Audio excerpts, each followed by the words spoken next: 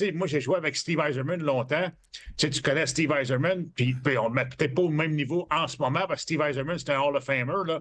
Mais Steve Yzerman, c'était la même personnalité que Nick Suzuki. Ah ouais, hein? Un leader tranquille, un leader qui n'est pas trop, c'est pas un raw guy, mais Colin, il parlait par ses actions sur la glace. Il faisait toutes les petites bonnes choses sur la glace, il était bon ses mises au jeu, il était excellent en avantage numérique. Si tu voulais protéger une avance, tu te mettais sur la glace. Tu pouvais même l'utiliser en désavantage numérique.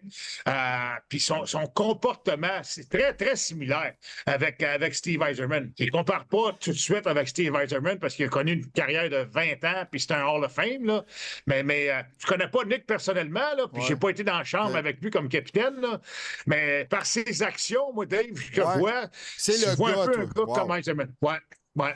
Puis chez le Canadien, as-tu un comparatif? Moi, j'ai eu Bob Gainey comme capitaine chez le Canadien. Bob Gainey, c'est un gars qui était tranquille aussi. C'était pas un gars qui était aussi offensif non, mais Nick Suzuki. Mais c'est à l'image du Canadien qui prend pas trop de place. Tu veux pas avoir un gars que la gueule, il bat tout le temps, puis il arrête pas de jaser, puis tout ça, là, tu sais, mais tu veux avoir un gars que quand il va se lever de bout dans la chambre, tu sais, comme Yzerman faisait, ou comme Bob Gainey faisait, je sais pas qu'est-ce que Suzuki fait, je suis pas là. Bob Gainey parlait pas beaucoup, mais quand Bob Gainey, là, disait « It's fucking enough, guys. Let's fucking wake up. » Puis, tabarouette, tu sais, le message était loud and clear, puis ça frappait directement où il fallait que ça frappe.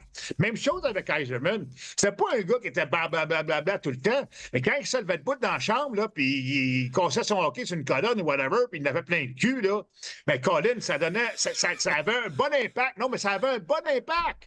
C'est ça que ça prend. Si c'est un gars qui est tout le temps après crier, puis après crier, puis après crier, à un moment donné, ça te trempe par une oreille, puis ça te sort par l'autre.